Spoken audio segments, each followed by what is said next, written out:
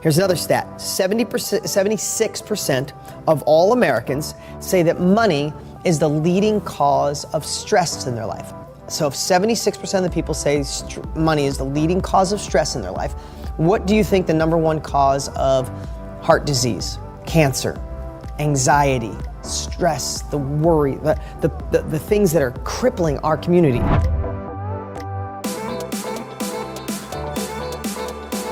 Listen, the two things that make us feel the best when you really boil it down is growth and contribution, right? Think about it. You know, when somebody said to me once, more than once, but money doesn't buy happiness, and I call it BS because that just means you haven't given enough away.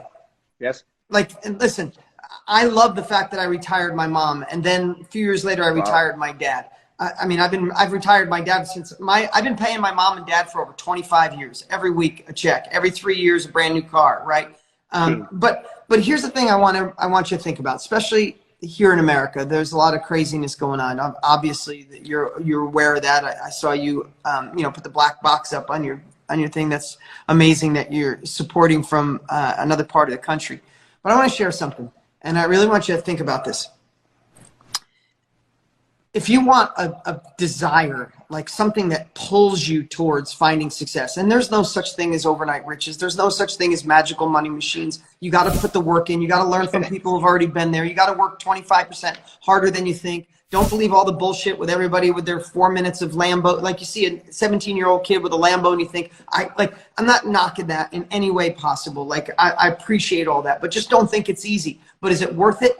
Hell yes. You know, I'm going to tell 2 quick stories. There was a gentleman I met named David Kekage.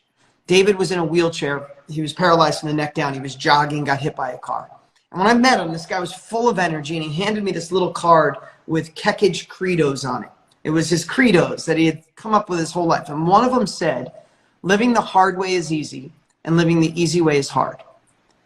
And that's just stuck with me forever, because you can sit on the couch and eat pizza and McDonald's and watch Netflix. That's easy. But it's really hard being older and out of shape and unhealthy and have diabetes at 50, right? Yeah. You can be unfaithful and goof around and drink every night, cheat on the girl you're with or the guy you're with, like fuck around, and that's fun. It might be fun doing all this shit, but if you do it for so long and you burn bridges and hurt people, you end up alone and sad. So easy now, hard then. You could work for someone else right now. You could say, you know, I have dreams. I have a bigger version of me. I have more potential. But you know what? I'm just going to play it cool.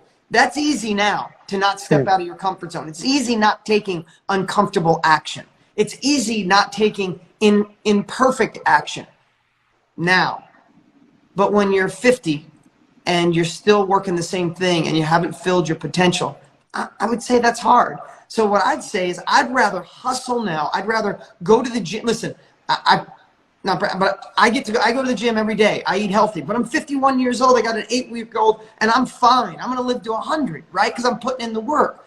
I suffered and struggled and had late nights and stressed and failed in businesses miserably and had to use credit cards and had my family tell me I was nuts. I went through all that stuff. It was hard at the moment, but now I get to live a more fulfilled life. And the reason I'm saying that is if money drives you, great. If it doesn't, then think if you have the capabilities to do it, what could money do to help other people? And that's the part I want to share. Just 3 quick things here. And I don't ever say this publicly, and I just shared it the other day on my Instagram for the first time ever. But when my wife and I found out, and my kids, we decide each year where we're going to donate money. When we saw how many kids here in America go to bed hungry every night, it got like our family decided to do something. I don't brag about it. I don't go on social media. It's not on one website. I don't make anybody feel bad if they're not doing it. But we decided, and in the last 2 years, we've donated 7 million meals through Feeding America, right? When we found out, my wife and I found out how bad human trafficking is and sex slaves. I had no idea that existed at that level. That still exists, right? I was totally clueless how bad it is. We donated $500,000 to that charity because every $2,500 rescues a child, right? What's going on in America right now, listen, the way I raise my children, the people I hire, the friends I have, the books I read, I know I'm doing my part, but I haven't done enough. And this media frenzy is going to go away. And when it goes away, the only way this is going to change if people keep doing it when no one's watching. So for me now, I'm doing all my research. I'm learning. My family, my children, I have a 13-year-old and 11-year-old as well. We're all doing research on how we can help continually. And because I get to make money, because I lived hard, I can do that on another level. And I can hopefully make an impact, right, from where we stand. So there's a lot of different ways to look at success. All I'd say is figure out the one that's a burning desire for you. If you want that new car, good, feel it, go after it. If you want to donate money and help causes, feel it, burn after it. But if you find that burning desire, I don't think there's anything that can stop you.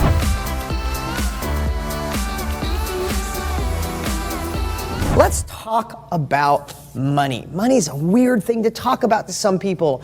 It might even be a weird subject to you.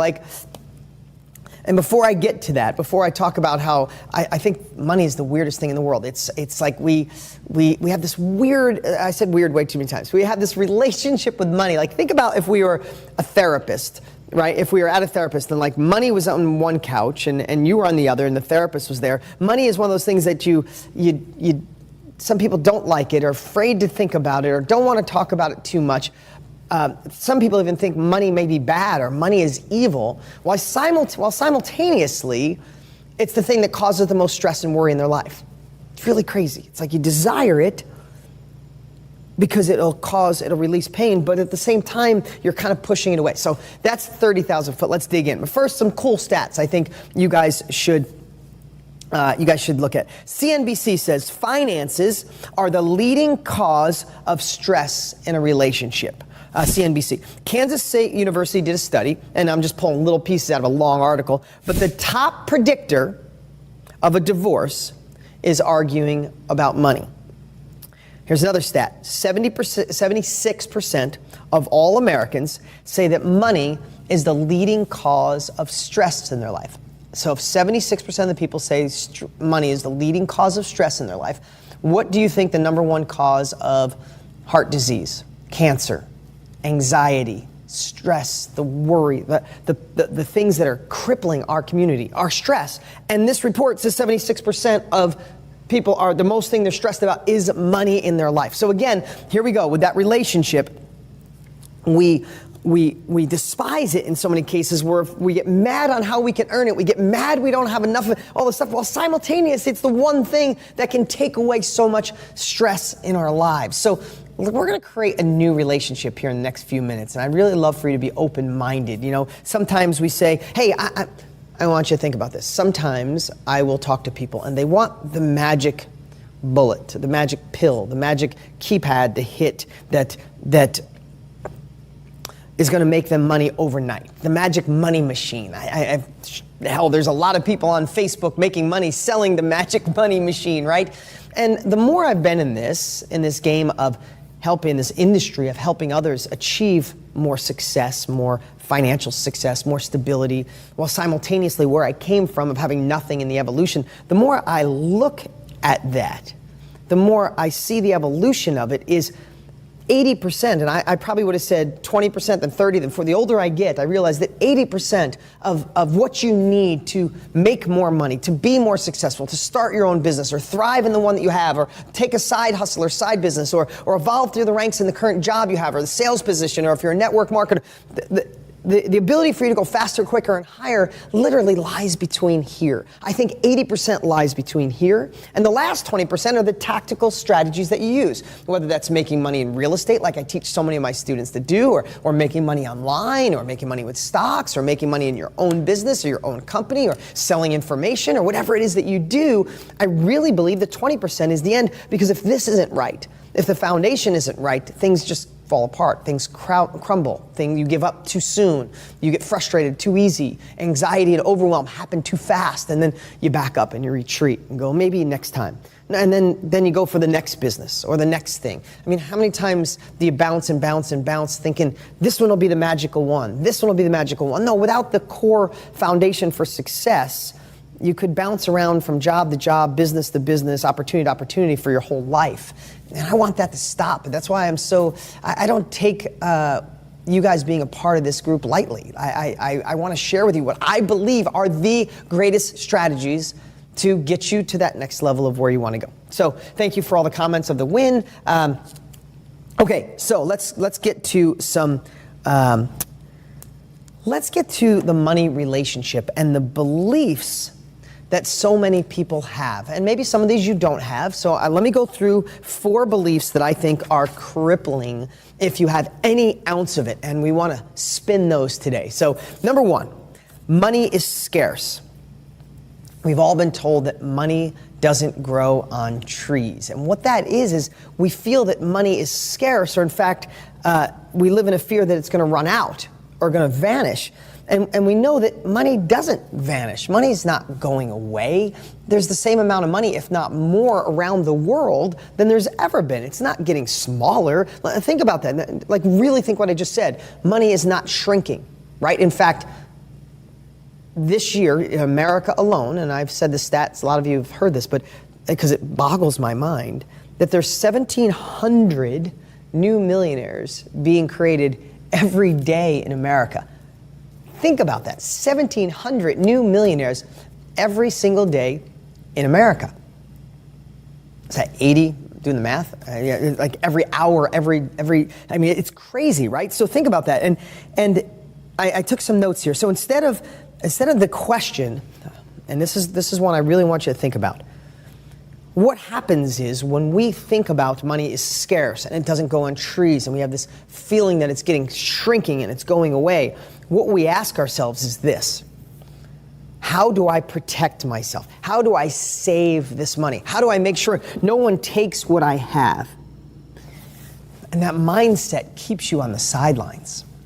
I want you to say, what about asking yourself a different question? Because here's the thing, if money doesn't disappear, if we know it's the same amount or more, can we agree on that? If it's not disappearing, then all it is money is moving from one group of people to another group of people. Same amount of money.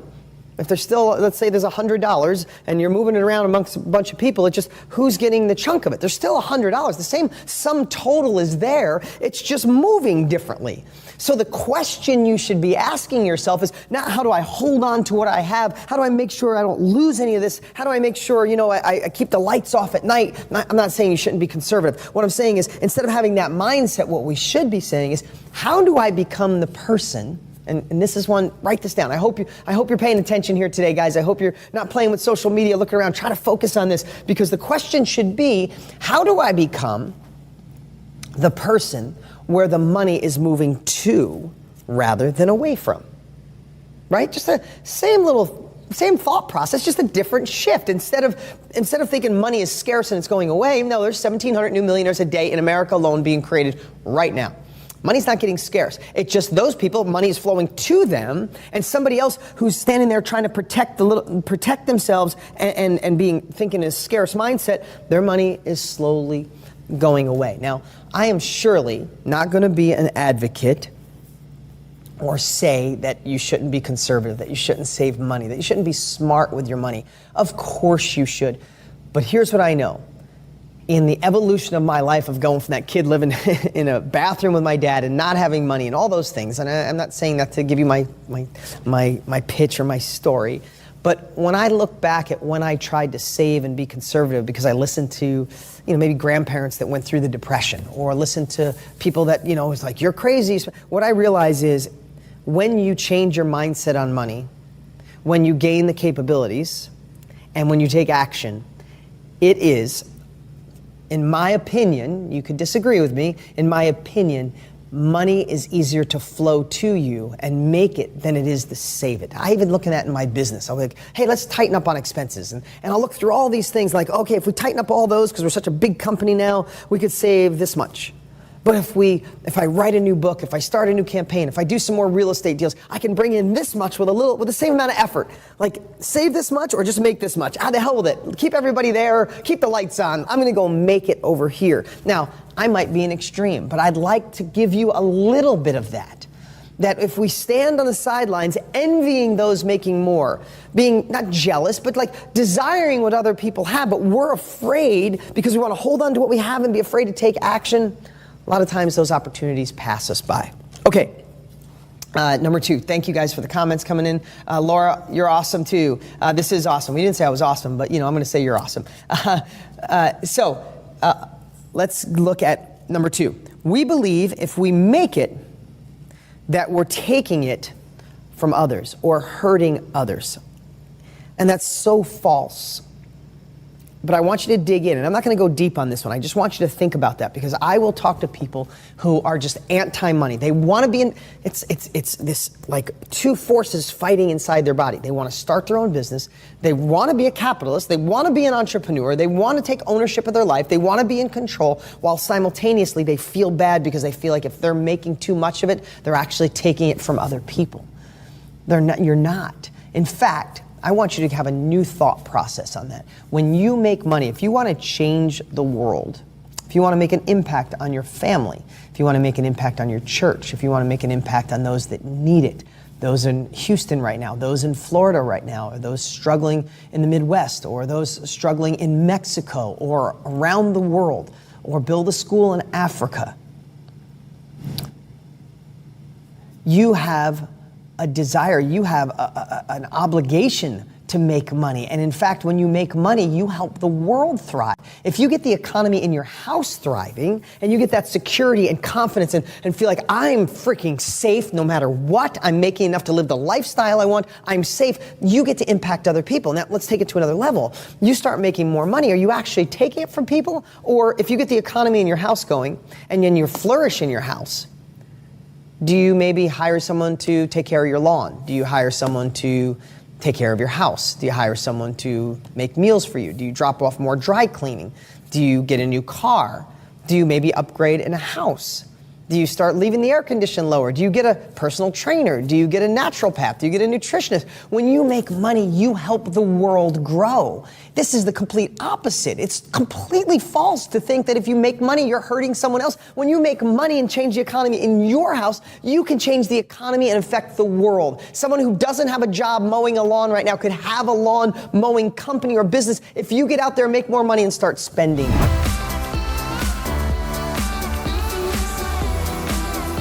You can't get to your next level, the level of life that I'm sure you want or you wouldn't be here, without bringing new people into your life. Whether that's a relationship, whether that's a partnership, whether that's employees, whether that's strategic alliances and partnerships, you can't go at it alone to get to the level I'm sure you crave. So how are you going to bring those people in?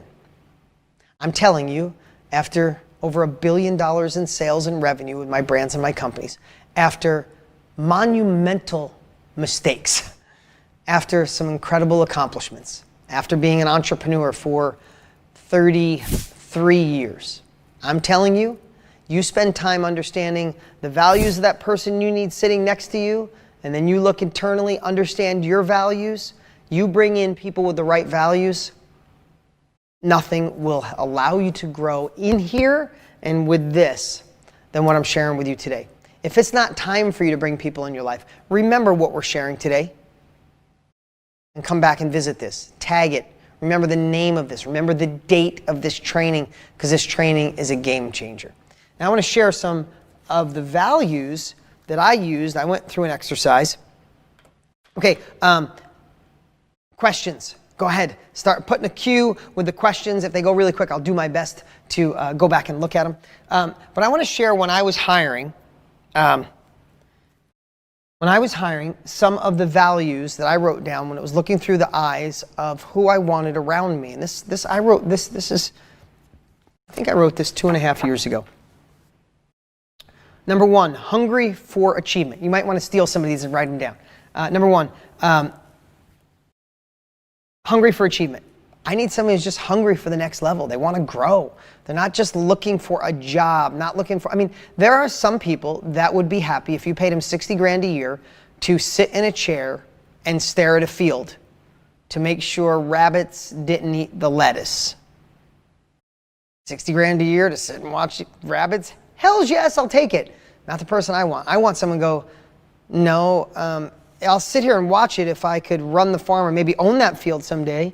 That's who I want. Hungry for next level, not hungry for complacency, not hungry for a paycheck. I want someone hungry for achievement.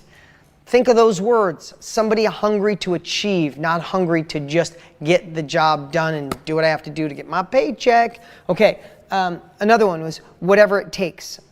I want someone, I'll get back to these. I want someone who will do whatever it takes. I'm not talking about working weekends and nights, even though I want that sometimes. But someone who's like, all right, it broke. I'm going to fix it. I'm going to find a solution. I'm going to keep going. Do whatever it takes. Not, I tried it. It failed. I'm done. Hey, I did what I could, but Johnny and Sally, they didn't do what they were supposed to do, and we couldn't accomplish this, so it's not my fault. Oh, I just said that. I annoyed you just now saying it. So if you ever said that, don't do that shit ever again. Throw that out. Stop. You wouldn't work here and you won't be successful. Do whatever it takes. If people around you are incompetent, the world will notice that you're competent. Okay? I want somebody who's enthusiastic and quietly competitive. I don't want somebody, I don't mean hyper, like, hey, look at me. I'm talking about enthusiasm, like coming from like, I got this, drive. I want a quiet competitor, not like, oh yeah, I'm winning. More like, oh yeah, I got this. And even if you're competitive with yourself, like I used to, and I just did it for the first time in a year, Camelback Mountain is right behind my house, and I used to run it 3 days a week. And every time I went up, as soon as I entered the trailhead, I'd look at my time, like 25 minutes is what I did last time, gotta beat it. Man, I started at 45, got all the way down to 25 minutes. Man, I couldn't beat 25. I think I may have lied a little bit to myself. I think I did 24 once. But man, I was quietly competitive with me. I wanted to be a better version of me. I want to beat that. Like now that I went the other day, I'm back to like 40 minutes. So sad because I haven't done it in a year. But I'm breaking 25. I committed to it and I'm doing it. So I'm going to be competitive with me, the guy in the mirror. Always working on personal growth. I'm not hiring anyone who doesn't work on their personal growth. Just not happening. If I bring up, what we're talking about today and like, I don't need that. You don't need this job.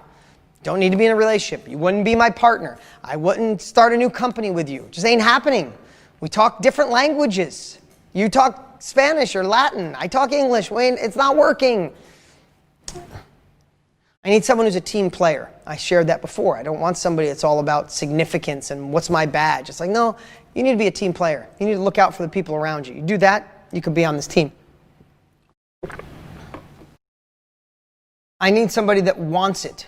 Like, they want it. They want that next level. Like, they see it. They don't just talk about it. Like, you could see in their eyes that they get it, that they want it, and they want to learn and gain the new capabilities to go to that next level. Now, there's just a few that I used to hire people as the best employees of my life. So that's my message for today.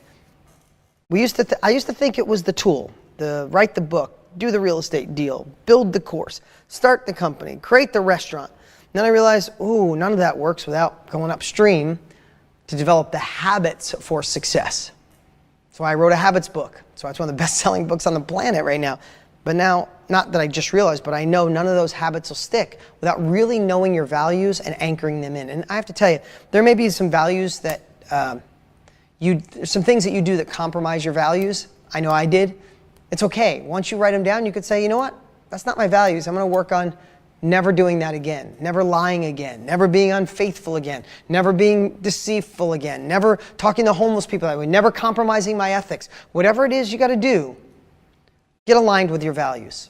If you like today's podcast, then you're going to love being a part of my texting community. What's that mean? You could text me right now at 480-400-9019, or it should be below right here, and it comes directly to my phone. It doesn't go to my team, it comes to me. I've been absolutely loving the interaction. I send out some cool things. About once a week, I text nothing but things to get your week going, to get your mind thinking. And when we have new videos and things like that, I always text my community first. It has absolutely been a blast, and I'd love for you to do it right now. Text me, 480-400-9019. Do it. Text me. What's up? What's up? Hey, before you go, you need to watch these next few videos. They're absolute game changers. Hurry up and click right over here and watch them, and I'll see you there.